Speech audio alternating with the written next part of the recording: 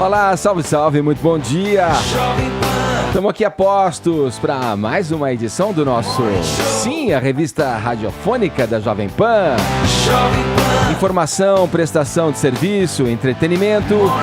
No papo dessa sexta-feira, 30 de agosto de 2019. Sejam bem-vindos. Resultado acima do esperado, hein? Presidente Bolsonaro comemora crescimento do PIB e diz que aos poucos o Brasil vai saindo do buraco em que o PT o colocou. Explicações. Ex-deputada federal Manuela Dávila presta depoimento à Polícia Federal sobre seu contato com o hacker da Vaza Jato. Contra filé. Um dos youtubers mais conhecidos do Brasil, Felipe Neto, anuncia que se tornou vegetariano e por isso fechará sua rede de coxinhas. Disse ele, o mundo só melhora quando aqueles que detêm o poder econômico abrem mão de alguns lucros em prol do planeta. Gostei do contra filé de trocadalho. Esses são alguns destaques do Morning, que está só começando. Você é nosso convidado especial, siga com a gente. Até às 11h30 a gente segue por aqui. Você que vai iniciando o seu dia, começando seus trabalhos aí em seu home office, ligado aqui na Jovem Pan. Vambora. Bom dia, Paulinha. Bom dia, Edgar Piccoli. Vamos nessa. Quanto dourado, hein? Você tá toda... Eu tô toda rica hoje. Ostentação, Menina de ouro. Sexta-feira, amor. Sextou, né? Temos uma hash pra chamar de nossa? Sim, Edmuso. Hoje Vamos a a gente ela. vai falar do caso Felipe Neto, né? De vegetarianismo, veganismo, enfim. Então a gente vai usar uma tag que tem tudo a ver com isso e que merece foto, não é verdade? Hashtag no meu prato tem. Eu sei que você tira a foto do que você come, querido. Ainda mais quando vai naquele restaurante bacana, né? Ninguém tira foto do PF. Então aproveita aí que você tem essas fotos no seu acervo, entendeu? Manda aqui pra nossa hashtag no meu prato tem. Conta o que é que você achou dessa decisão do Felipe Neto. Participe dos outros assuntos aqui do programa, né? E vamos para os assuntos mais comentados do Brasil nessa sexta. A hashtag no meu prato tem, Ed. Boa, aqui pelo nosso WhatsApp você também interage mandando uma mensagem em vídeo. Grava direitinho aí com o celular na horizontal, tá bom? 11 931 7009 é o nosso número. Quero saber dessa história aí de vegetarianismo. E aí, você já cortou a carne do seu cardápio? E aí? Ou isso seria uma heresia? Não Tem dá. gente que faz a segunda sem carne, por exemplo. Faz um dia da semana pra Paul consumir menos McCartney carne. é um grande divulgador desse dia aí, da segunda sem carne, né? Que a mulher dele era super ativista da causa, né? A Linda McCartney. É. E a filha, que mexe com modas, Isso. também, até nos tecidos, em tudo, ela tá sempre pensando nisso. Mas também pode comentar, se você não consegue tirar aquela panceta, né, trincando, né, com limãozinho do seu cardápio, conta pra gente o porquê. Diz aí, o que você acha do vegetarianismo? Conta, mande mensagem 11 931 7009, mensagens em vídeo, tá bom? No mais, você nos acompanha pelo aplicativo da PAN, pelo nosso portal jp.com.br, em nosso canal no YouTube e também nas mídias sociais. Estamos no Instagram e no Facebook. Passe pela nossa página, deixa aquele joinha esperto que a gente fica feliz da vida, tá bom? Todo mundo convidado a passar a próxima hora e meia colado aqui na PAN, porque o Morning tá só começando.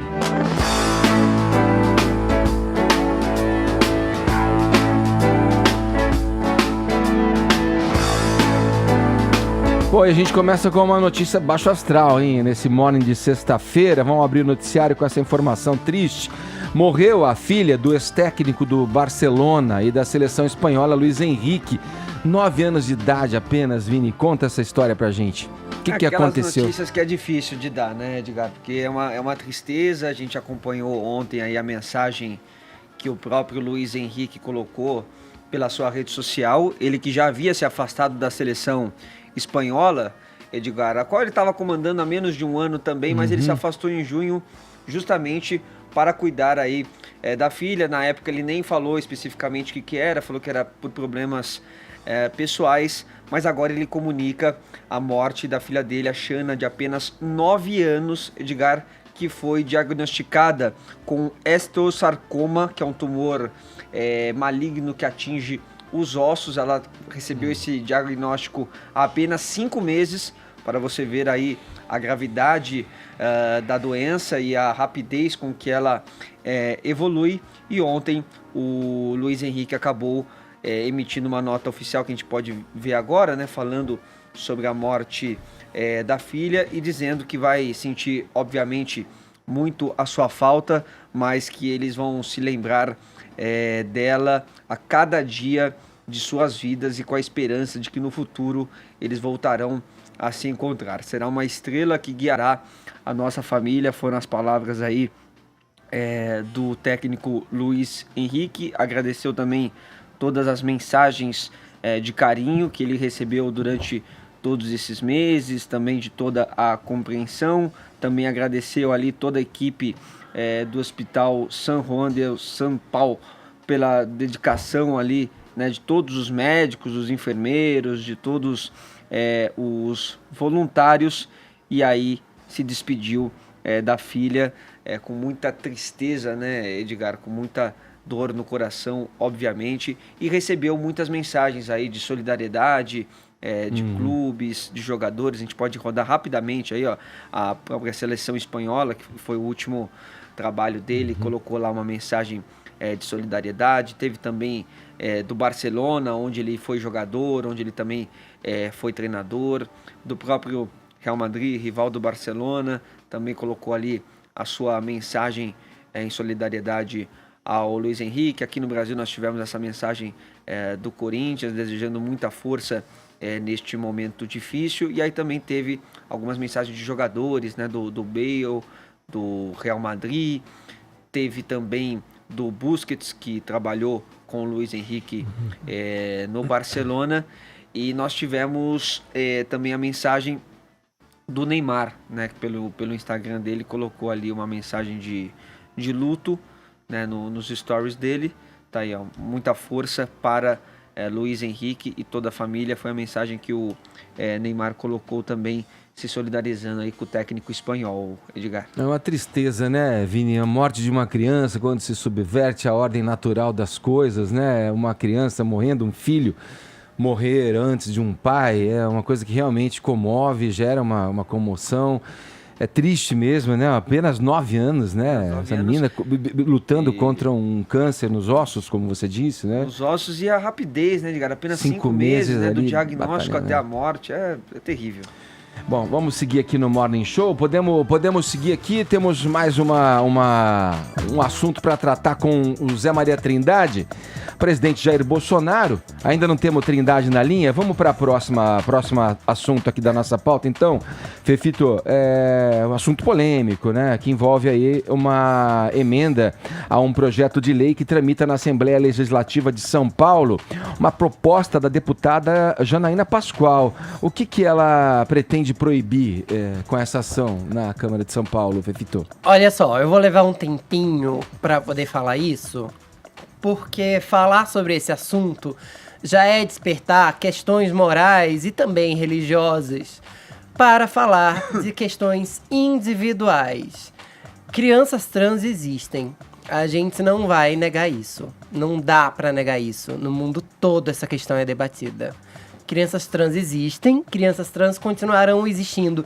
E eu sei que a essa altura já tem gente se revirando o olho, porque só de pensar nessa possibilidade já mexe com seus brios ou com o que você entende de mundo. Muita gente pode usar o argumento de que nascemos com cromossomos XX, XY e ignora, por exemplo, que há pessoas que têm cromossomo XXY, que há síndromes como a de Klinefelter que não fazem de pessoas trans. Mas o que eu quero dizer é que o mundo não é tão preto no branco quanto você imagina. É o seguinte, a Janaína Pascoal fez uma emenda a um projeto de lei da deputada Érica Malunguinho, que é a primeira mulher transexual na história da Assembleia Legislativa de São Paulo, e ela quer vetar a terapia hormonal para crianças e adolescentes transexuais menores de 18 anos e cirurgia de redesignação sexual a menores de 21 anos feitos pela redes privada e pública paulistas. Por que a terapia de bloqueio hormonal acontece entre crianças? Existe um caso muito icônico nos Estados Unidos, que é o caso da Jazz Jennings. Já foi alvo de estudo por vários especialistas, virou uma grande matéria na New Yorker, por 3 edições, inclusive. Ela ganhou um programa de TV próprio, hoje em dia, a Jazz Jennings, que era uma criança trans, ela entrou em Harvard como mulher trans. Um bloqueador funciona da seguinte maneira. Uma criança, depois de diagnosticada trans, veja bem, uma criança não acorda, diz sou trans e todo mundo passa a agir como se ela fosse ao seu bel prazer. Há especialistas envolvidos, há psicólogos, às vezes o diagnóstico chega a demorar quase uma década para se chegar na certeza de que a criança é trans. Quando um adolescente é trans, ele começa a desenvolver traços de puberdade que são diferentes dos quais ele se relaciona, com os quais ele se identifica. Portanto, um bloqueador de puberdade impediria que meninas transexuais desenvolvessem pelos, voz grossa ou crescimento do pênis. Um menino trans, por exemplo, não menstruaria enquanto tomasse esses bloqueadores. Não desenvolveria seus seios. E isso facilitaria lá na frente com que ele se reconciliasse com sua identidade de gênero. Muita gente acha que isso é uma violência para com as crianças. E muitos especialistas nos Estados Unidos, na Holanda e em vários outros países, e especialistas sérios, dizem o contrário. Esses bloqueadores, eles podem... Muita gente deve se perguntar se você pode mudar de ideia. Esses bloqueadores, eles podem ser retirados a qualquer momento, quando usados até os 18 anos. Portanto, se eu fosse uma criança trans e começasse a tomar bloqueadores hormonais aos 10 e aos 15 resolvesse parar de tomá-los porque, sei lá, mudei de ideia, todo o prejuízo, entre aspas, que esse bloqueador pudesse trazer ao meu corpo seria revertido rapidamente. O corpo corre atrás do prejuízo. Lembrando que tudo isso seria feito com acompanhamento médico e psicológico. A Janaína Pascoal diz ter ouvido todas as partes em entrevista à Folha e diz estar disposta a ouvir todas as partes, mas não foi, por exemplo, ainda aos ambulatórios estaduais ligados ao Hospital das Clínicas, na USP, que faz um grandíssimo projeto sobre o assunto. Criado em 2010, esse ambulatório do Hospital das Clínicas acompanha hoje 85 crianças e 180 adolescentes. Há ainda uma fila de triagem com mais 140 interessados. Todo o trabalho desse hospital, desse ambulatório específico para crianças e adolescentes transexuais, se baseia em experiências holandesas e norte-americanas. Alguns dos especialistas desse ambulatório, inclusive, enfim, os médicos dizem que, basicamente, alguns dos estudos que a Janaína Pascoal usa são de médicos considerados reacionários e que não são necessariamente levados a sério. O fato é que crianças trans vão continuar existindo e cansa um pouco, pra mim, que faz parte da comunidade LGBT, ver esse assunto sempre sendo usado como polêmica barata, seja pelo clique, seja pelo ganho político, seja pelo ganho moral. Um tempo atrás, meses atrás, eu falei que questões biológicas muitas vezes estão ligadas à moral cristã, ou à moral da igreja, ou qualquer tipo de moral, e muita gente achou que eu estava relacionando moral e biologia como se a moral mudasse um gene, por pura má fé. Não é o caso. Mas questões como essa são encaradas por um prisma que não é pelo prisma humanista, é por um prisma de proibição e não de empatia. Para completar, eu acho que tem que se propor que, ao falar sobre esse tipo de coisa, parem para ouvir pessoas trans. Parem para ouvir médicos que cuidam de pessoas trans. Parem para ouvir sobre a violência que pessoas trans sofrem desde criança. Porque o que eu consigo observar é um monte de gente tentando ganhos pessoais em volta de uma causa sobre a qual não entende. E mesmo que não esteja tentando ganhos pessoais, tá opinando como se tivesse algum domínio sobre um assunto, alguma convivência com pessoas trans, quando mal sabe do que está falando. E não adianta dizer que tem muita empatia e sabe qual é o sofrimento de uma pessoa trans, porque esse discurso parece aquele discurso de gente que não resolve nada após massacre em colégio, sabe? A gente lamenta muito, thoughts and prayers, como se diz lá nos Estados Unidos, e nenhuma ação é tomada. Fito, deixa eu me corrigir se eu estiver errado. Esse é um atendimento que, pelo projeto, nessa emenda proposta pela Janaína Pascoal, ela vetaria esse tipo de o bloqueio de tratamento hormonal. Quando ela fala da cirurgia... Só perguntar uma coisa que eu tenho uma dúvida,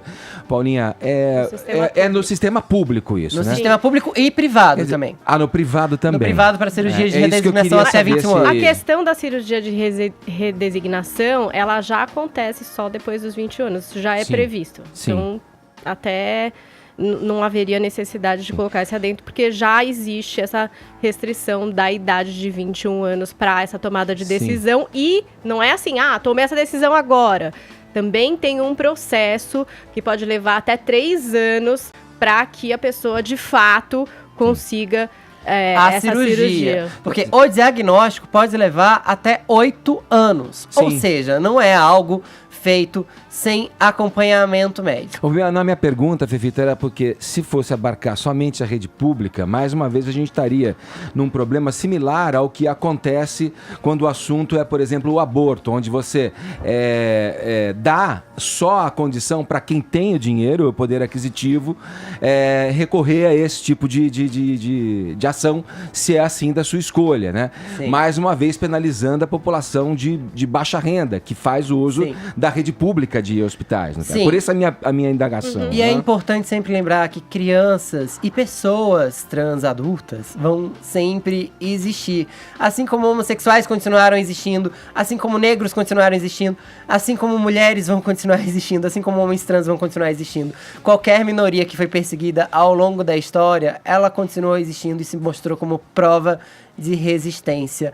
Perseguir uma pessoa trans não é só perseguir o seu lugar no mundo, é tentar fazer de sua vida uma vida pior, especialmente quando você não entende o que ela passa. Queria só fazer um contraponto. Eu acho que a gente tem que tratar com muita responsabilidade desse assunto, porque, em última análise, a gente está falando da saúde das nossas crianças, né? Saúde física, saúde psicológica, e, como sociedade, a gente tem que sempre almejar o que é melhor para essas crianças. E aqui tem uma questão muito delicada, que é a tendência a tratar a exceção pela regra. Certo? Quando a gente está diante de casos aí envolvendo saúde pública, a gente tem que considerar as estatísticas para tomar a melhor decisão, né, no caso concreto. E o que eu vejo na imprensa, a narrativa padrão, pelo viés progressista mesmo da mídia, é que todos os casos que tratam desse assunto, eles vão pegar tratamentos supostamente bem-sucedidos, né, e falar que essa é uma política pública que deve ser colocada. Eu não questiono a existência de transexuais e nem de crianças transgênero. Na verdade, eu tenho um vídeo publicado no meu canal, Caio Coppola, que se chama Crianças Transgênero.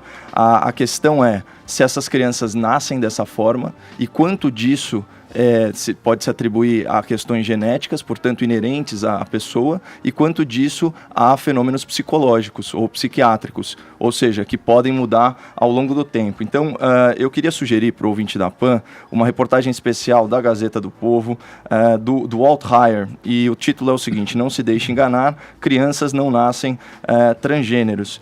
E essa reportagem ela é toda baseada numa obra de referência da Associação Norte-Americana de Psicologia, APA, em inglês, para quem se interessar. E o que é essa organização? É a maior organização científica e profissional a representar a psicologia nos Estados Unidos e a maior associação de psicólogos do mundo. Nesse mesmo sentido, se manifesta o American College of Pediatricians, né? Então,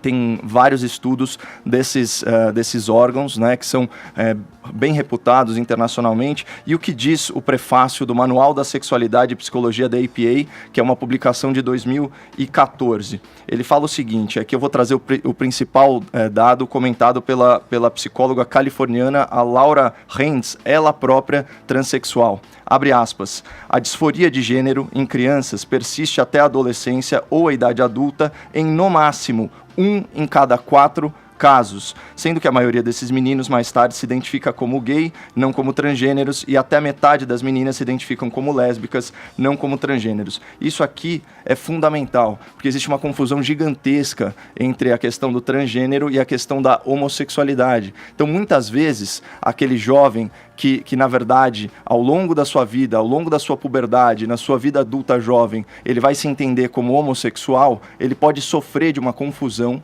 certo? E até dessa disforia de gênero em grau menos pronunciado e achar que ele é transgênero. Por isso que, Continua o estudo. A transição social precoce, isso é, mudança de papel sexual, como matricular um menino como sendo menina na escola, deve ser abordada com cuidado, a fim de não eliminar precocemente esse estágio do desenvolvimento da identidade de gênero. E continua o estudo. A transição social precoce pode ser necessária para alguns poucos, mas se descobriu que o estresse associado a uma possível mudança de ideia é significativo. Não à toa, os índices de suicídio, os índices de transtorno psicológico em transgêneros, transexuais, operados ou que sofreram tratamento hormonal é disparado maior do que na população comum. Então, aqui é só uma questão da gente tomar cuidado, de não tratar a exceção pela regra. Na verdade, a gente tem que focar justamente no que os estudos com ampla estatística estão apontando para a gente, que é o seguinte, olha, só 1 em cada 4 pessoas que se manifesta como transgênero é de fato transgênero, isso na melhor das hipóteses. É por isso que quando a gente trata da saúde de crianças, a gente tem que ser extremamente conservador, extremamente prudente, para evitar coisas que são irreversíveis. E o bloqueio hormonal é complexo. Mas o bloqueio hormonal, ele não é irreversível. Esses dados que você está falando do aumento do suicídio são exatamente entre as pessoas que não têm acompanhamento psicológico e, como você falou, realmente com muito cuidado. Eu queria até que a gente trouxesse aqui no Morning Show o Alexandre Sadé, que é o psiquiatra responsável pelo ambulatório transdisciplinar de identidade de gênero e orientação sexual do Hospital das Clínicas da Faculdade de Medicina da USP, que é o especialista no assunto. Eu acho que a gente pode achar aspas na internet sobre esse assunto de vários lados, de vários pensamentos. Eu acho que é uma coisa nova e que está sendo pesquisada, mas já existem muitas evidências científicas de fato, que inclusive já são consensos. Só que existe também uma espécie de desinteligência, é o diz que me diz. O Caio tá pegando um quote que diz, com muito cuidado, acompanhamento médico. Isso é um cuidado. Não sempre, ninguém tá dizendo, e nem os médicos aqui, e nem o Alexandre, que inclusive é a fonte da Folha, e que convidou a Janaína Pascoal a ir ali ao ambulatório, e parece que ela vai. E se ela for de fato, ela vai poder conhecer o que a gente desconhece, Edgar. Eu nunca tive problema de identidade de gênero. Eu nem sei e nem imagino o que seja isso. Mas eu quero entender que essas pessoas existem, elas estão lá, elas estão recebendo um atendimento cuidadoso. Sabe? Ninguém está distribuindo coisas, ninguém está interferindo na decisão, as famílias recebem acompanhamento. É uma situação muito delicada, sabe? É uma situação. O bloqueio hormonal ele é só uma delicada. Das formas de tratamento, né, Paulinha? Aqui a gente está falando especificamente de criança e adolescente, e o que a Janaína está falando é a respeito do bloqueio hormonal. Mas é que aliás, é só para falar que uma coisa não previne a outra, entendeu? Você pode ter um amplo acompanhamento psicológico até os 18 anos. E promover mais sofrimento para ela, no caso de não usar um bloqueio. Pelo menos em 3/4 da situação, vamos só falar de uma coisinha. A tal APA, ela também já foi acusada de corroborar com programas de tortura e já foi orientada por psicólogos militares. Portanto, a gente também acha viés ideológico e, quiçá, antiprogressista em associações de psicologia do mundo inteiro. Agora, tem uma questão que ninguém vai apagar. E essa questão é o sofrimento e a solidão de uma pessoa trans. Vocês querem saber por que uma pessoa trans se mata? Porque ela não consegue um lugar na sociedade, porque ela não é respeitada como um cidadão igual pela maioria das pessoas. Não por acaso você não acha pessoas trans na maior parte dos ambientes de trabalho ou de lazer que você frequenta. A pessoa trans, ela ainda é considerada uma pessoa de segunda categoria por boa parte da sociedade. E aí, desculpa, é bem difícil você encontrar a felicidade quando você está levando chapuletada, e sim, estou falando uma palavra muito grosseirinha, chapuletada, por todos os lados. É porque, assim, o discurso aqui, ele não bate necessariamente com a prática, sabe? A matéria vem falar em diagnóstico de anos, 8 a 10 anos, mas aplicado... É legal a gente trazer alguém da prática aqui no Morning. Eu queria convidar publicamente o Alexandre Sadé a vir aqui. Também acho que ele deveria eu acho que é o profissional de ponta no Brasil para falar sobre esse assunto. E eu vi uma pessoa trans. Pra gente parar de ficar aqui elocubrando ideias, pegando aspas na internet para justificar um assunto tão eu vou ser bem delicado. Breve. Eu vou ser muito breve. Preciso girar o assunto, eu vou ser bem breve, Edgar. A gente vai ter chance de conversar com isso. Se a gente tiver a chance, se trouxer esse... Sem problemas. Essa figura aqui, a gente pode debater mais. A gente tem que girar o assunto. Tem mais tema pra gente conversar aqui no Morning Show. O presidente Jair Bolsonaro comemorou no Twitter a melhora da economia brasileira no segundo semestre. Segundo o IBGE, o PIB avançou 0,4% no período em relação aos 3 meses imediatamente anteriores. O resultado veio acima do esperado por analistas. Na rede social, Bolsonaro escreveu o seguinte, abre aspas, o PIB brasileiro cresceu o dobro do previsto pelos jornalistas / especialistas, o melhor resultado em 6 anos para o período. Aos poucos, o Brasil vai saindo do buraco em que o PT o colocou e retomando o crescimento. Estamos no caminho certo. Fecha aspas, aí eu passo a bola para os nossos olhos e ouvidos na capital federal, Zé Maria Trindade. Essa alta se deve ao que exatamente? Qual é a percepção dessa leve melhoria aí no PIB, que avançou como eu disse, 0,4%? Zé, bom dia. Pouco, mas comemorado, viu? Muito bom dia, Edgar. Bom dia a todos. Olha, Edgar, o presidente Jair Bolsonaro, ao sair do Palácio da Alvorada hoje pela manhã, naquela entrevista ali tradicional, ele comparou a economia a um transatlântico. É verdade, se move devagar, né, porém uma inércia muito grande. E 0,4% de crescimento é importante nesse momento, não que deva se comemorar como um pibão, né, mas... Enfim, é importante porque interrompe uma tendência de queda e tira o Brasil da chamada recessão técnica, que são 2 trimestres seguidos com PIB negativo. O PIB é a soma das riquezas nacionais, né? Leva em consideração o crescimento da indústria, serviços e agropecuária. E o resultado surpreendeu, as previsões estavam negativas demais. Por isso, o presidente Jair Bolsonaro acaba comemorando e mostrando, esfregando aí na cara dos analistas mal-humorados, de que o Brasil está andando, parou de cair e esse transatlântico, segundo o próprio presidente, se move agora no sentido de crescimento, ou pelo menos parou de cair. Eu entendo, Edgar, que isso é bíblico, não há mal que dure para sempre. O resultado mostra tendências, crescimento, como você disse, 0,4%. Agora, o que anima é que a indústria cresceu. A indústria cresceu quase o dobro, né? 0,7%. Isso é um dado positivo, porque a indústria crescendo, se mantendo e crescendo, acaba gerando empregos. Outro ponto ali que é muito positivo é o crescimento da construção civil. 1,9%, ou seja, quase 2% o crescimento da construção civil, e isto é muito importante. Agora, existem algumas surpresas, como, por exemplo, a queda na exportação em 1,6%. A expectativa era de uma exportação maior, mas a crise internacional e também nossos vizinhos aqui, como a Argentina, a crise, eles importam muito do Brasil, principalmente na área automobilística, né? A crise lá acabou levando a um prejuízo, uma queda na exportação. E veio um previsível, que é um resultado negativo para a área extrativista. É o caso aí deste acidente, deste crime, enfim, da barragem de Brumadinho, e isso pode ter provocado uma queda na exportação de minérios. Sim. E isso acabou numa queda de 3,8%. Então, esse crescimento, esse pibinho, mas comemorado pela tendência toda negativa de 0,4%, anima. O Caio, a atenção volta-se, obviamente, para o setor, para a pasta do Paulo Guedes, né? A equipe econômica de Paulo Guedes aí, que vem buscando implementar essas políticas para que o país realmente vá melhorando e entrando no trilho ideal da economia, né? Qual é o olhar que se deve ter agora, na tua opinião? Para onde a equipe econômica do Paulo Guedes deve focar agora o seu olhar para manter essa alta e, quem sabe, melhorar aí, né? Um pouco também. Acho que o Zé falou muito bem.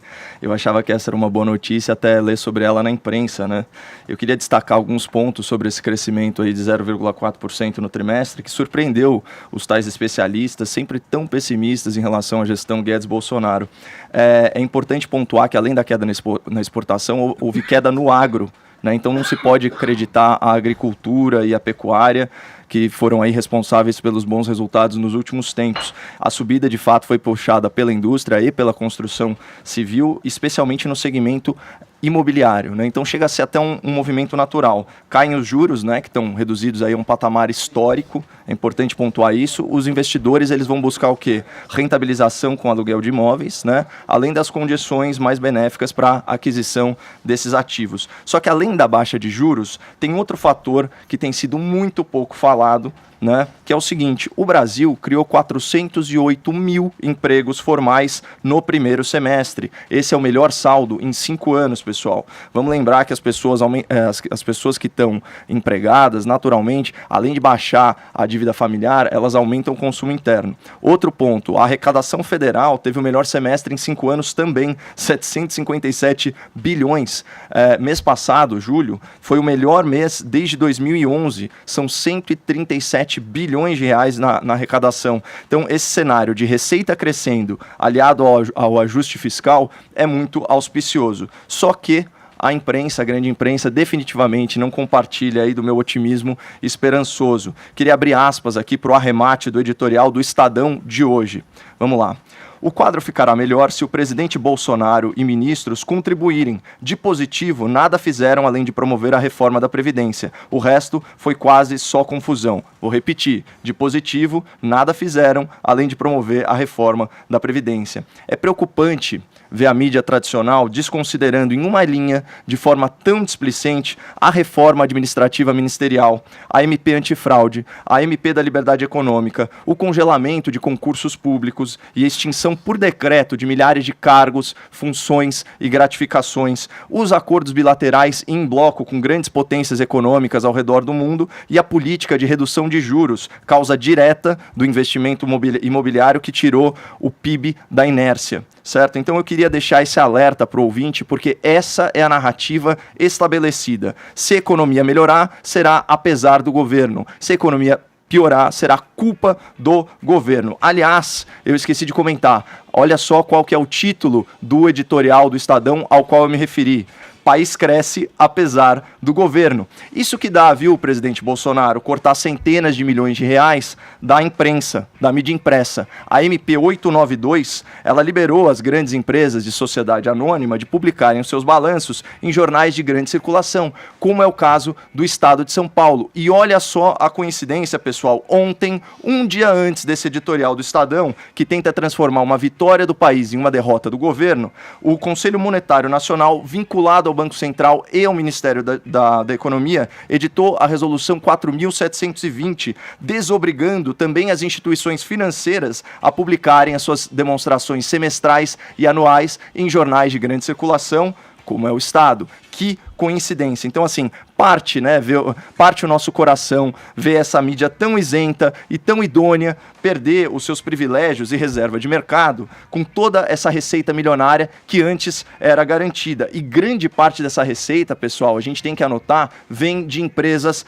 públicas. Por exemplo, a Caixa Econômica Federal, que chegava a gastar R$1 milhão por ano nisso. Então, assim, que triste, né? Os jornais de grande circulação, eles vão deixar de faturar algo entre 600 milhões e R$1 bilhão por causa dessa medida provisória do governo e por causa dessa resolução do Conselho Monetário Nacional. Ainda bem, né, que o establishment, entre ele o establishment midiático, conta com o senhor Rodrigo Maia, que vai tentar certamente reverter tudo isso no nosso ilibado Congresso. Então, viva a imprensa livre e independente. Ô Zé, o secretário da pasta da economia ali, anexado ao trabalho que o Paulo Guedes vem fazendo, falando ao Jornal da Manhã, dizia a respeito dos cortes, né, de enxugar a máquina ali, né? Poderia começar ali com a reforma política, cortando aí muitos benefícios, o que acarretaria em uma economia de milhões e milhões, se não, quiçá, bilhões para os cofres públicos, né, Zé? Recentemente nós mostramos aqui na Jovem Pan, por exemplo, o custo do judiciário, quase 20 bilhões de reais. Isso é um orçamento, para se ter uma ideia, o orçamento de uma cidade como Santos, com toda a sua complexidade, é de 1 bilhão e 200 milhões, né? E o judiciário brasileiro, com esses palácios aqui, custa quase 20 bilhões de reais, 19 bilhões e alguma coisa. Olha, Edgar, a economia funciona muito bem com relação com expectativas. Isso é muito importante. E ao cortar e ao indicar esse rigor fiscal, o governo está ali, diferente da Argentina, o governo brasileiro está mostrando que veio para sanear a máquina pública. Sim. E esta expectativa é muito boa aos olhos internacionais e também ao mercado interno. Isso faz acreditar no futuro e investir. E mais a mais é o que eu falei no início, não há mal que dure para sempre, a crise existe, até que chega um ponto que ela tem que reagir. E é o que pode estar acontecendo agora, repito, nesse transatlântico comparado aí com o presidente Jair Bolsonaro. A ideia é boa porque é pesadão, anda devagar, mas a inércia é muito grande. Então, quando está em movimento, essa inércia de estar em movimento tende a ficar em movimento, parado tende a ficar parado. Então, a ideia é que as âncoras da economia foram suspensas. Valeu, Zé. Obrigado pelas informações. Bom trabalho aí em Brasília, meu camarada. Muito bem, obrigado. Bom dia. Agora 10 horas 37 minutos, horário de Brasília. Jovem Pan Morning Show. No próximo dia 6, no WTC Event Center em Los Angeles, não, brincadeira, em São Paulo, o Grupo Jovem Pan e o Instituto de Formação de Líderes de São Paulo promovem o 6º Fórum Liberdade e Democracia. O tema do evento será empreendedorismo de impacto, com iniciativas empreendedoras, como iniciativas empreendedoras impactam de forma positiva a sociedade, gerando valor não apenas aos clientes, proporcionando renda, empregos e desenvolvimento para toda a comunidade. Para falar sobre o assunto, estão aqui com a gente o presidente do EFL, o Jorge Zebel, ou Ebel, depois Ebel, então falei direito, a diretora do fórum, o Nathalie Priebe, e um dos palestrantes, o Alexandre Ostroviec, CEO da Multilaser. Bom, sejam bem-vindos aqui, bom dia. Obrigado, bom dia. Bom dia. Vamos lá, ontem o IBGE anunciou, a gente até comentou aqui já no programa com o Zé Maria Trindade de Brasília, aí, o IBGE anunciou o PIB, um crescimento no PIB de 0,4% no segundo trimestre, resultado acima do que esperavam ali os analistas econômicos. Tal. Vocês estão otimistas em relação à economia do Brasil, primeiramente, para a gente abrir esse papo e a possibilidade de empreender no país? Como olhar para este transatlântico, para usar uma figura de linguagem aí, utilizada pelo próprio presidente Bolsonaro, aí, né, que é inércia, é lento, o movimento demora a acontecer. Como olhar para esse transatlântico chamado Brasil com olhos otimistas a ponto de empregar dinheiro e empreender aqui no Brasil? Bom dia, Edgar, bom dia a todos os ouvintes da Jovem Pan. Eu sou CEO da Multilaser, né, e a gente é uma empresa que trabalha com bens de consumo. Então, como a gente tem muitos produtos espalhados pelo Brasil, a nossa venda é um bom termômetro da atividade econômica. Nós estamos agora cautelosamente otimistas, porque a gente passou aí 2015, 16, 17, né, até o momento uma crise muito forte, como todo mundo sabe, e a gente está vendo finalmente agora no segundo semestre um aumento do consumo, o pessoal um pouco mais animado com as perspectivas. As reformas econômicas parecem sair um pouco, né, do papel, boas perspectivas, então com bastante cautela, porque no Brasil a gente sabe que ser conservador é sempre a melhor política. A gente acha que o Brasil tem tudo para ir para frente e decolar daqui para frente. Vocês. É bacana, a gente tem visto, independentemente de corrente ou ideologia política, que parece que o Brasil está caminhando no sentido de desvincular a economia da política, né? As medidas liberalizantes. É possível isso? Deveria ser, né? Todos os países que deram certo e que têm um IDH alto e a população tem uma qualidade de vida legal, mobilidade social, etc. e tal. Porque eu te pergunto, Ebel, porque até então a política definiu muito o nosso rumo econômico, né? Por isso que ao longo desses anos, né? A gente tem uma economia completamente vinculada à política, que trava a economia, trava o empreendedorismo, o potencial de investimento, potencial de crescimento, e faz com que o brasileiro, toda a população, todos nós fiquemos à mercê de decisões políticas tomadas lá em Brasília. Uhum. E que a gente já viu historicamente que não funciona.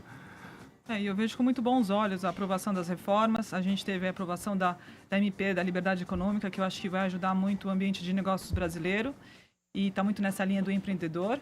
E também a gente acredita que o Brasil está indo para um caminho de melhoria do ambiente de negócio.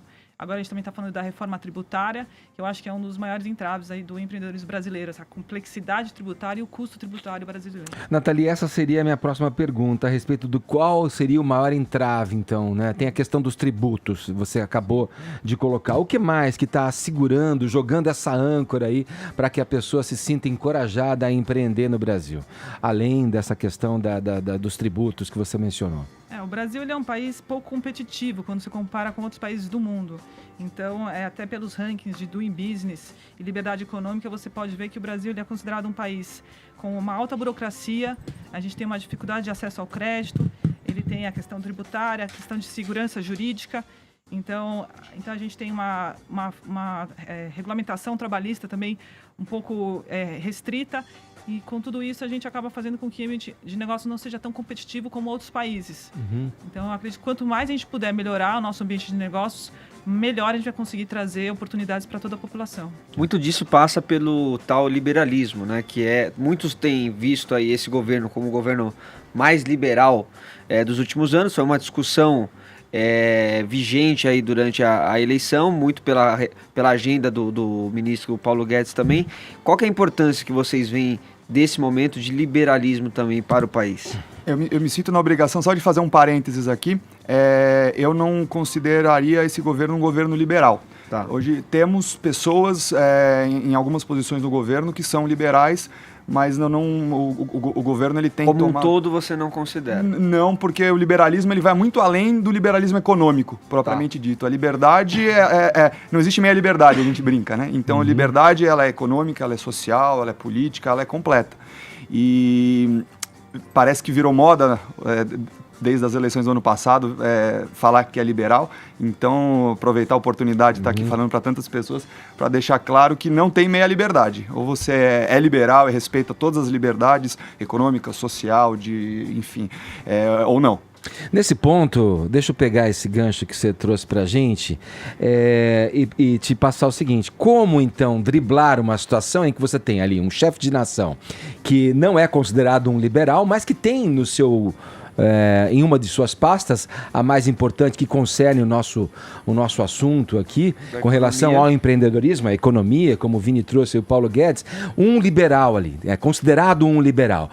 A gente falou há pouco que a política andou ditando, né, os rumos da economia nos últimos anos, você até alegando que por isso que estamos nessa situação. Como sair desse entrave, né, desse, digamos, fogo amigo no próprio governo, onde você tem um presidente que não é considerado um liberal, reacionário, considerado por muitos, mas tem ali uma pujança, pelo menos de ideia, que vem tentando ser implementada pela figura do Paulo Guedes na pasta da economia.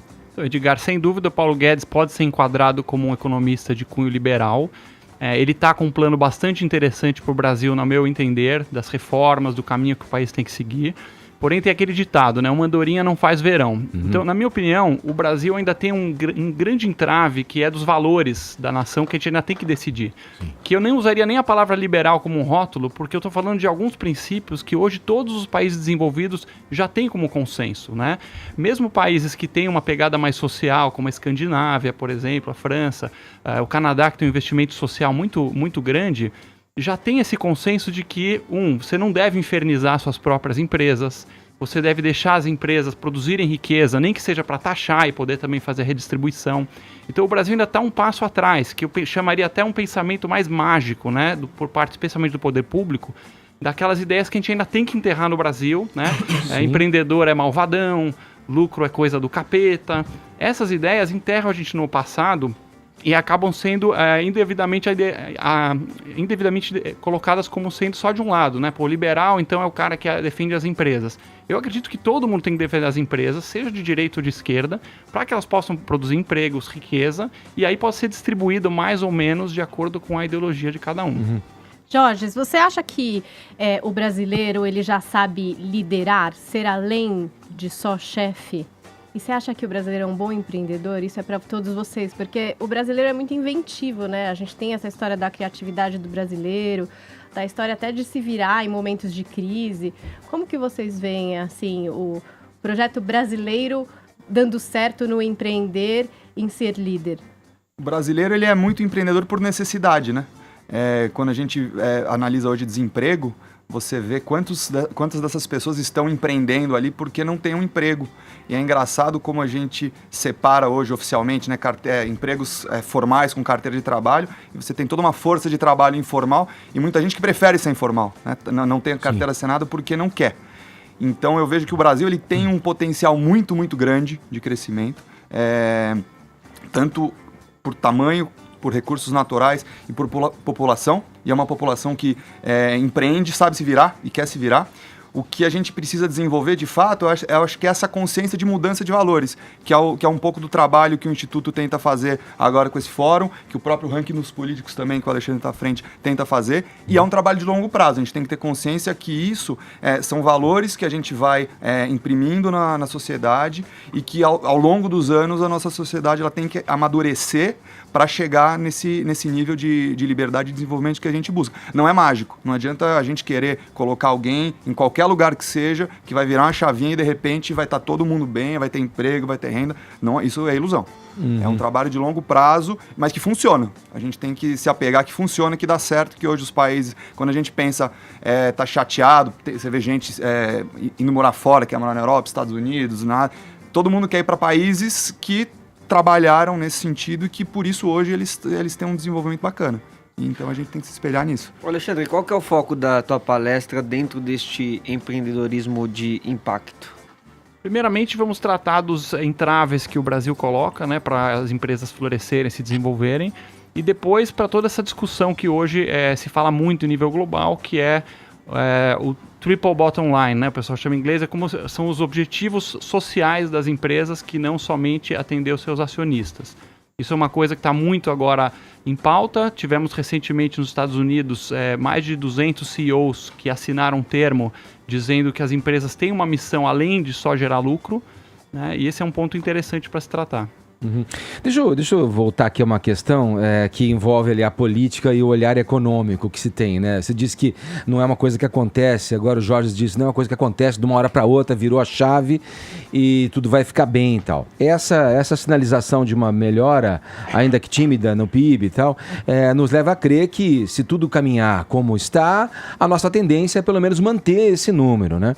O quanto fatos políticos que acontecem, por exemplo, vou dar um exemplo bem prático aqui do que a gente está passando hoje, né? Tem a questão envolvendo ali as queimadas na Amazônia, países que compram nosso couro e utilizam nossa matéria-prima, já estão aventando a possibilidade de um boicote a produtos brasileiros que não tenham esse certificado ambiental, enfim, que não cumpra as regras ali determinadas por acordos internacionais, tal. O quão isso está acontecendo agora, na visão de vocês, pode nos prejudicar no médio prazo ali? E se pode nos prejudicar na visão de vocês? Quem é que responde?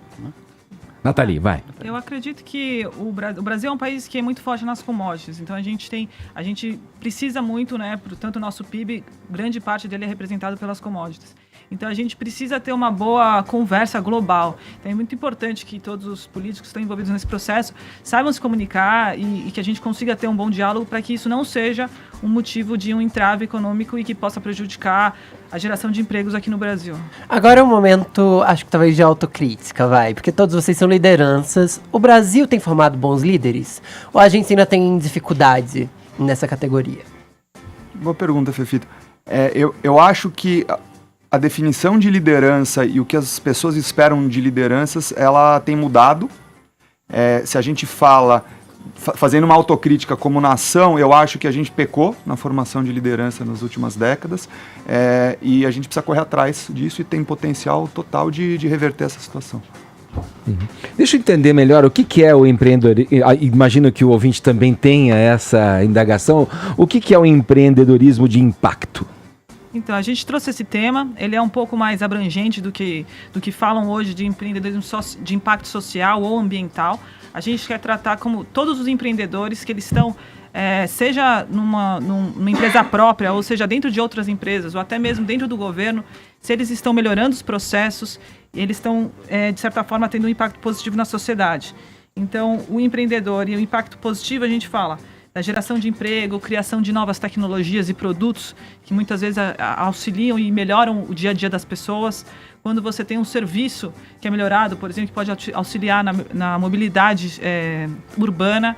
Você tem, por exemplo, um empreendedor que reduz o custo no ramo da saúde e aumenta a acessibilidade da população. Então, são esses temas que nós queremos trazer como empreendedorismo de impacto. Mostrar que o empreendedor ele tem um impacto positivo, que ele melhora a condição de vida da população e que isso é o que faz o país crescer e se desenvolver. Uhum. Jorge, quem mais vai estar palestrando lá, além do Alexandre Ostrowiecki, que está aqui com a gente, que é o CEO da Multilaser? Quem mais vai estar falando? Quais serão os temas abordados? A gente vai ter, além do Alexandre, a gente está trazendo um palestrante internacional que é o Nassim Taleb, que é um escritor super famoso. Creio que vocês já devem ter pelo menos escutado alguns livros dele, como A Lógica do Cisne Negro, Arriscando a Própria Pele e o Antifrágil. É que tá pensando em inglês aqui. A gente vai receber também a Cris Arcangeli, o Guilherme Benchimol, o Edu Lira, do Gerando Falcões, Gustavo Montesano, presidente do BNDES, o André Street, da Stone, e um monte de nomes feras também. Bom, obrigado pela presença aqui. Então, Jovem Pan, Mitos e Fatos, tratando aí do empreendedorismo de impacto, juntamente com o Instituto de Formação de Líderes. Vamos lá para o local, data direitinho. Eu já falei aqui no início, né? Vai acontecer no próximo dia 6. É isso, Jorge? Próxima sexta-feira, daqui a uma semana, no WTC, a partir das 14 horas. A gente aproveitou a vinda aqui para dar um presente para os ouvintes do Morning. Opa. Código de desconto para quem quiser acessar. Então, como você consegue ingresso? Entra no site forumsp.org, e lá em cima tem um botãozinho para você clicar no código de desconto. O ouvinte do Morning digita lá Morning, vai ganhar 15% de desconto só hoje, tá? Porque os ingressos estão acabando muito rápido, vale super a pena. E quem quiser mais informações também no forumsp.org ou no Instagram do IFL, @IFLSP. Ótimo, obrigado Jorge Zebel aqui, né, que é o presidente do IFL, e também o palestrante que vai estar participando desse Mitos e Fatos, o Alexandre Ostrowiecki, e da diretora do fórum, a Nathalie Priebe. Obrigado, viu? Muito obrigado. Bom dia. Agora 11 em ponto, horário de Brasília. Jovem Pan Morning Show. Morning Show.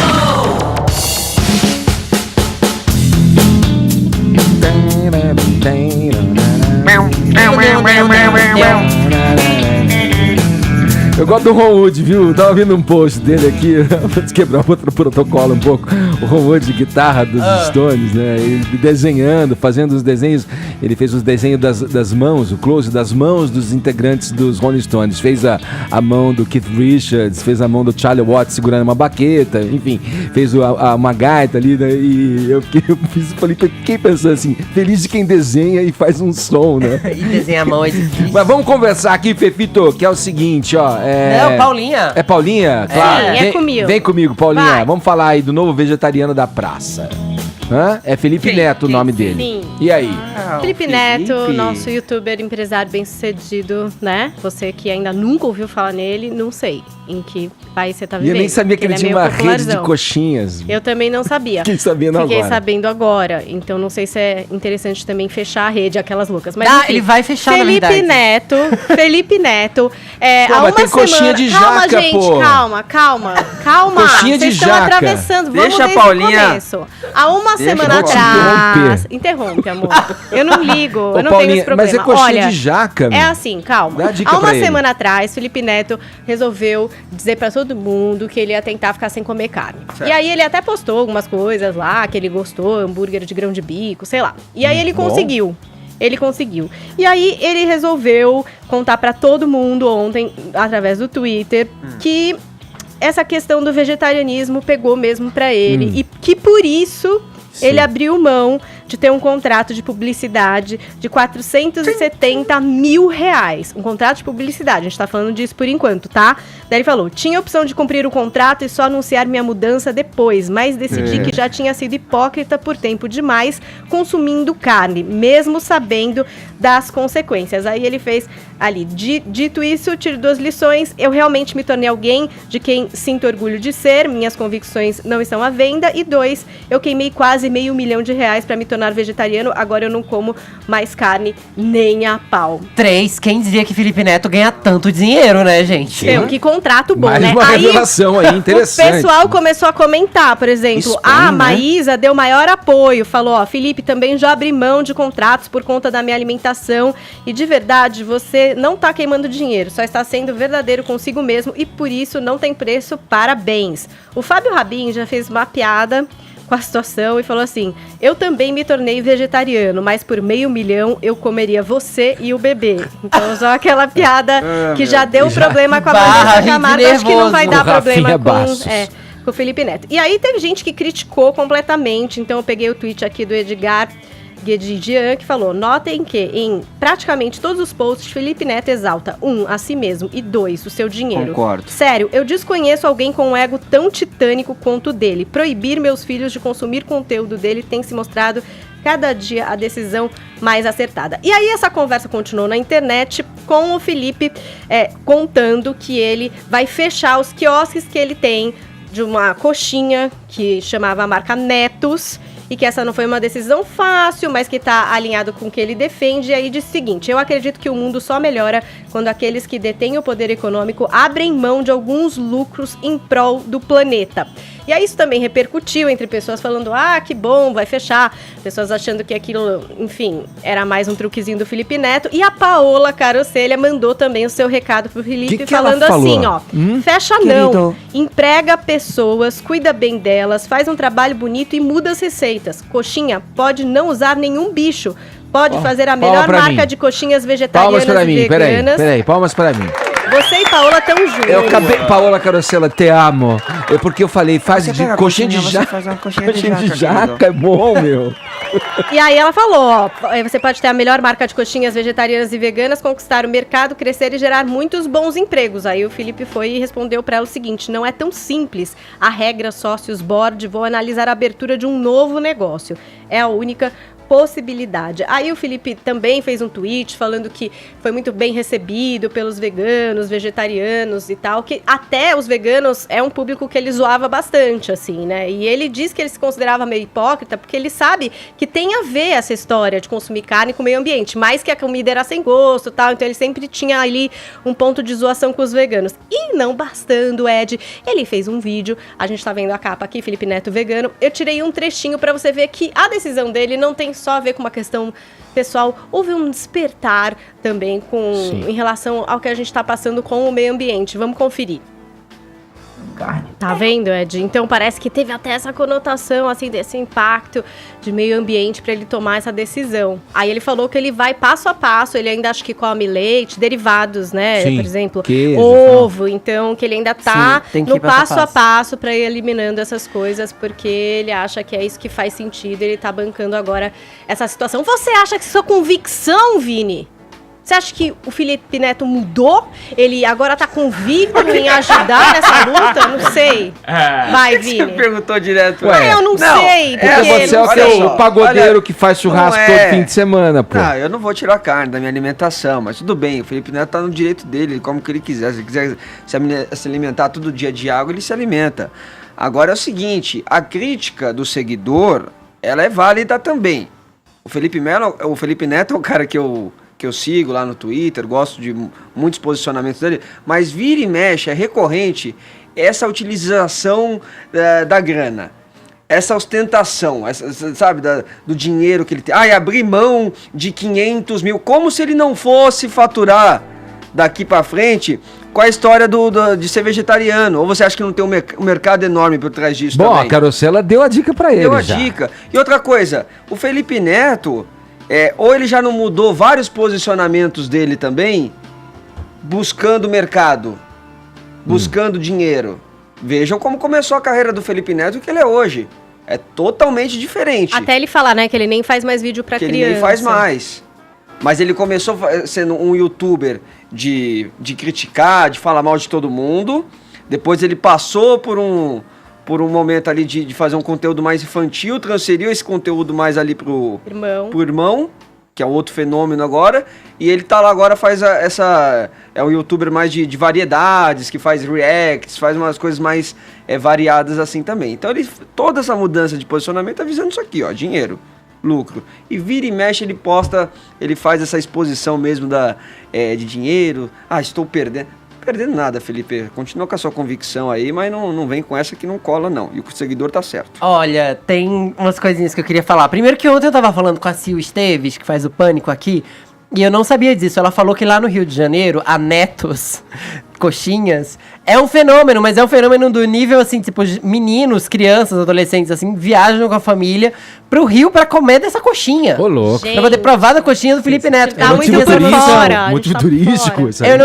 A Sil me falou isso no Duro, e a Sil trabalhou com ele, eu acho, na parafernália. Então eu fiquei, tipo, nossa, meio chocado. Acho que a coisa número 2 é que eu concordo com o Vini, que nem tudo é super bem intencionado no mundo que é regido pelas leis de mercado, mas eu acho também que tem um outro aspecto. Às vezes, quando a gente vê que a água, como se diz lá na minha terra, quando a água bate na bunda, dá aquele despertar, sabe? Eu acho que nesse caso também, unir o útil ao agradável, ganhar dinheiro e ainda poder rever suas posições, pode ser algo muito positivo, na verdade, porque eu acho de verdade que as pessoas que mudam de posições ao longo da vida, que param pra refletir sobre as besteiras que falaram, que param pra mudar, pra tentar ser pessoas melhores, elas merecem parabéns mesmo, elas merecem esse biscoito dado, porque a gente tá no mundo pra fazer do mundo melhor, pra espalhar mais amor e deixar todo mundo feliz e mais tolerantes mesmo. Então assim, eu acho que o Felipe Neto, inclusive, que era alguém que eu não admirava,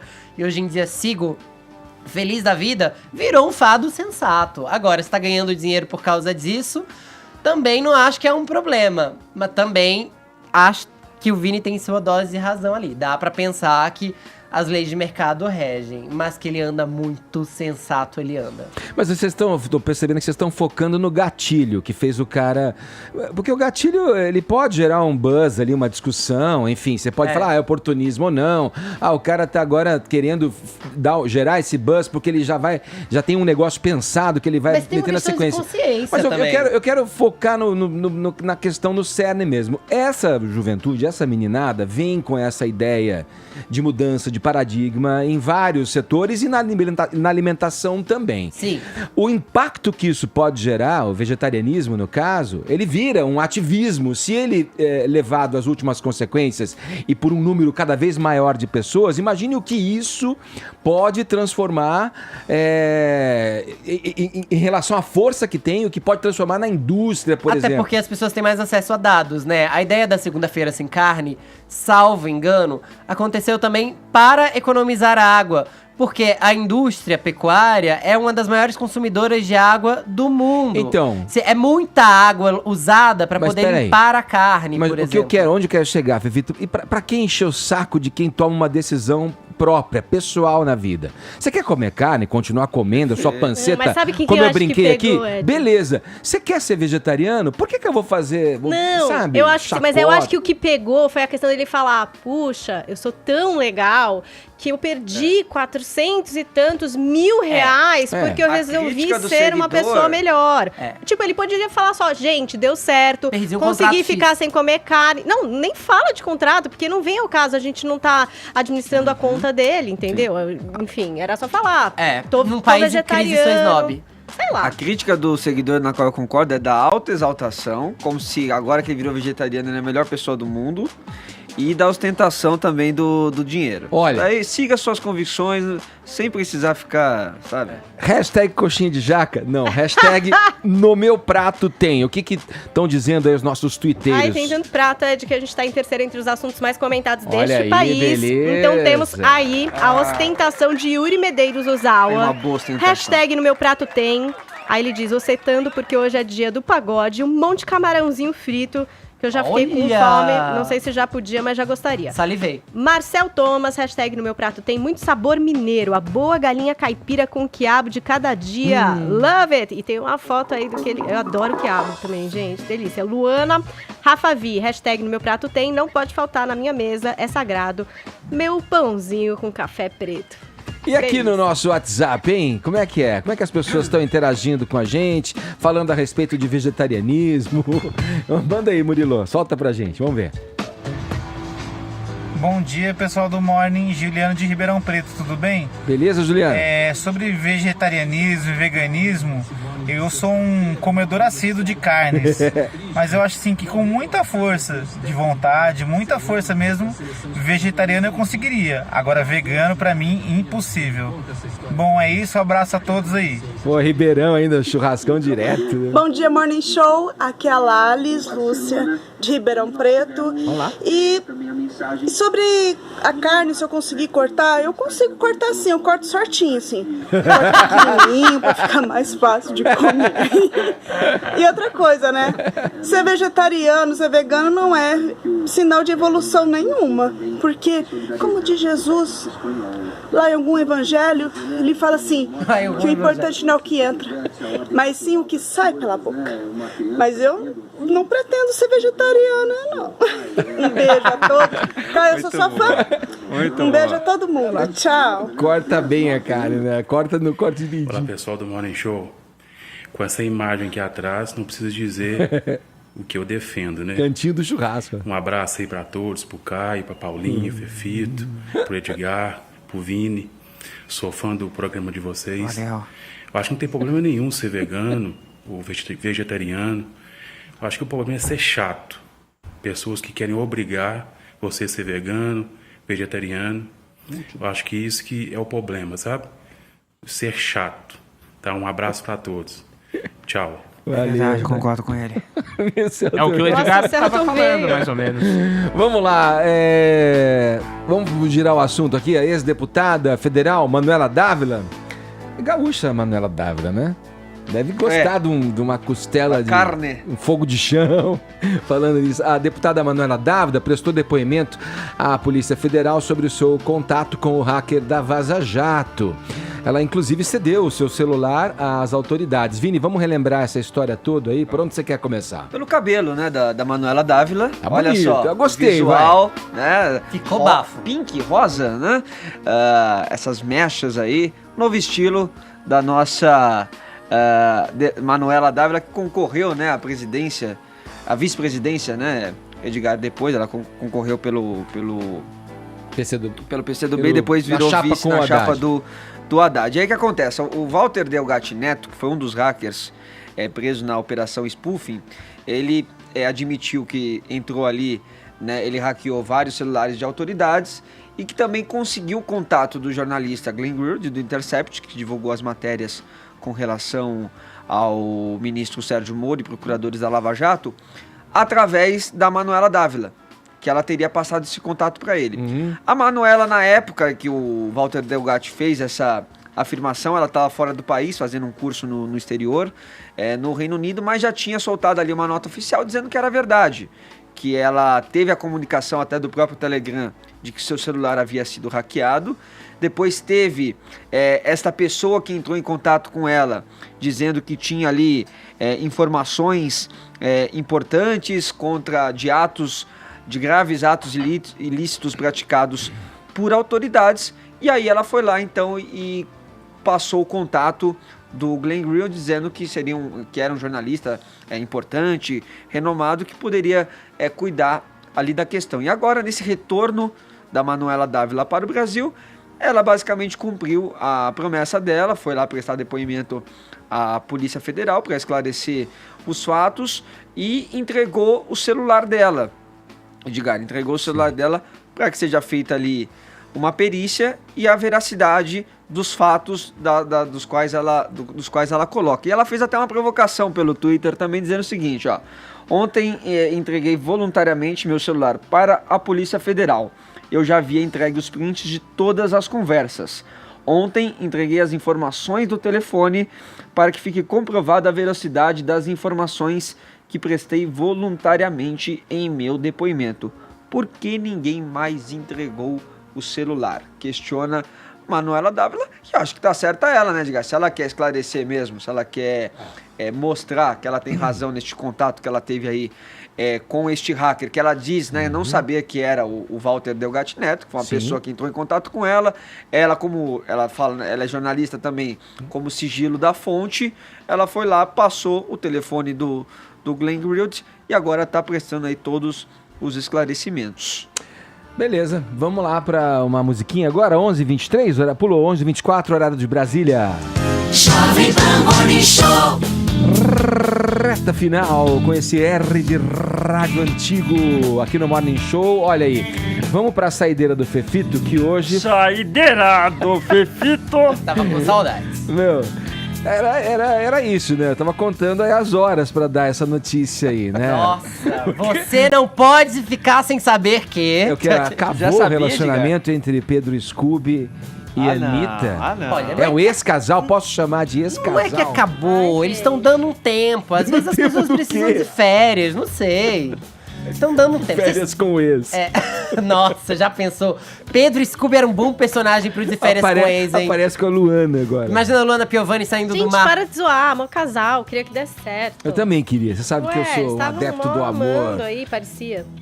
Eu não, quero que eles deem certo. Que a fila ande. Que eles tiverem que dar certo. Sabe o que pareceu pra mas mim? parecia que tava dando mega certo. Pra mim pareceu o seguinte, um encontro de amigos, né? Se reencontraram. Amigos com benefício. Falaram, vamos ficar um tempo aqui, vamos. E aí agora se afasta, daqui a pouco fica de novo. Então prepara que eu vou te trazer informações Que bem agora novinhas. é hora, o show da Poderosa. Tá bom? Olha só, a Anitta e o Pedro Scooby, eles não estão mais juntos. Disseram que foi tudo amigável. Ela tá indo pro Chile pra poder repensar isso. Eles estão dando um tempo. Ele já declarou pro blog do Léo Dias e pra Fábio Oliveira, inclusive, que tentou ser o melhor cara do mundo para a Anitta. Ela vai lá fazer esse show no Chile, vai ficar botando ali a cabecinha pra funcionar e pensando o que é que deu errado, se ela quer voltar, se não quer, mas eu digo... A Anitta estava bem insatisfeita nas últimas semanas com as reações de Luana Piovani, ex de Pedro Scooby, ao relacionamento. Ela passou a se sentir perseguida e chegou a pedir para o Scooby falar com a Luana para dar aquela parada, para pegar leve. Ela não gostou de ver o nome dela envolvida em um escândalo que não parecia acabar. Por que digo isso? Porque a Anitta desabafou até mesmo com pessoas que ela não conhece. Não vou dizer onde para ela não saber quem, mas eu sei for a fact que ela falou com pessoas, inclusive, que eu sei quem são, que conheço, que já soube da história toda. Chegou, inclusive, a contar algumas histórias sobre a Luana Piovani para pessoas X, aí muito perto dela. Ela andava meio insatisfeita com a repercussão de tudo, porque a Luana não parecia deixar a história morrer. Tava sempre atacando o Pedro Scooby, por consequência, atacando a Anitta. A Anitta, que é uma pessoa muito preocupada com a própria carreira e a própria imagem, sendo ela própria a dona de seus rumos, não queria ver a sua imagem envolvida com esse tipo de coisa. E digo mais, acabou ontem. Ontem eles deram tempo, e você sabe que dia foi ontem, Vinícius Moura? Que dia foi ontem? Ontem foi aniversário de Luana Piovani. Ai. Só queria dizer que esse presente a Luana Piovani ganhou sem nem esperar. Enfim, vamos aguardar as notícias dos próximos capítulos aí, os desdobramentos. Vai que os dois voltam, mas eu de fato acho que os dois estavam se expondo mais do que deveriam, dado o quanto era recente a separação do Pedro Scooby. Bom, vamos lá. Chegou a hora de dizer tchau, né? Tipo Teletubbies, lembra? Distribuir prêmios. Distribuir prêmios. Quem leva aí o twitteiro campeão? O Tinky Wink, né? Participou da nossa hashtag No Meu Prato tem o Eu Robô, @JMcKellery, alguma coisa assim. Já falei com você. Fala que você ganhou o kit do Morning Show. Beleza, então quem tá do nosso cast aí pra gente finalizar bem aí, quem é que aparece aí pra dar o ar da graça? Não sei. Casão. Que você não tava no jogo do Inter e quem que jogou? E Flamengo? Inter e Flamengo? Você não foi comentar? Não, eu fiz Palmeiras. É um time prepotente, né, meu? Tá bom. Valeu, Casão. A gente encerra mais essa semana no Morning Show, agradecendo o prestígio da sua audiência. Voltamos na segunda, a partir das 10 da manhã, aqui na PAN. Sextou! Vamos nessa. Cuidem-se, hein, sempre.